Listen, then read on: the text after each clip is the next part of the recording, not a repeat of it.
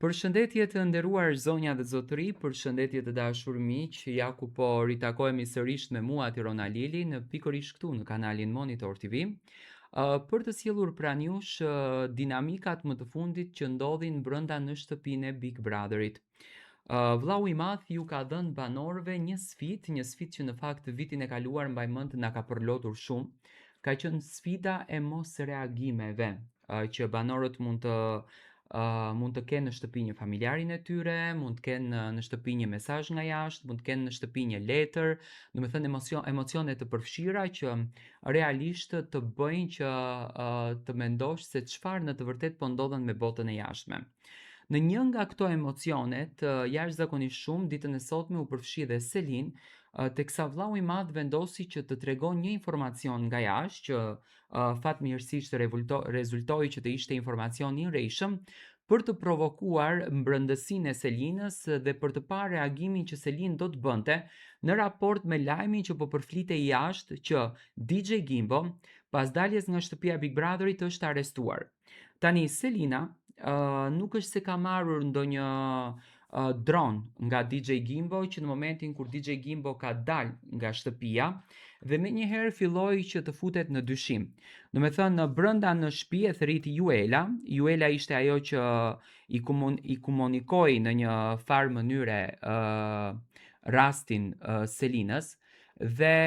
Selin ul tek tavolina e Lori Kafes dhe qëndronte në mendime së bashku me Shëndritin se çfarë do të ndodhte jashtë. Por kjo gjëja ngriti pikpyetje tek publiku shqiptar përse Gimbo nuk e suporton as pak në Instagram Selinën dhe a vazhdon marrëdhënia e tyre. Dhe normalisht, unë për të qenë sa më afër jush dhe për të sjellë lajme të vërteta dhe analiza të vërteta rreth çështjeve që ndodhin brenda në shtëpinë e Big Brotherit,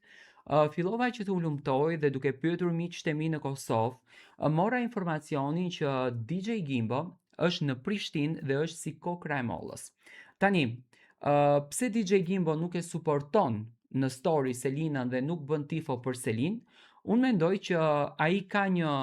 imazh të krijuar në kokën e tij dhe ka një fotografi të krijuar në kokën e tij që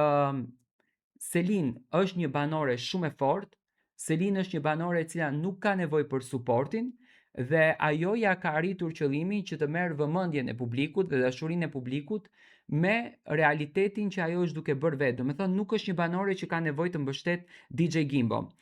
Duke u përfshirë në lajme të cilat ju dhan DJ Gimbos në fan club dhe pikpyetja e madhe për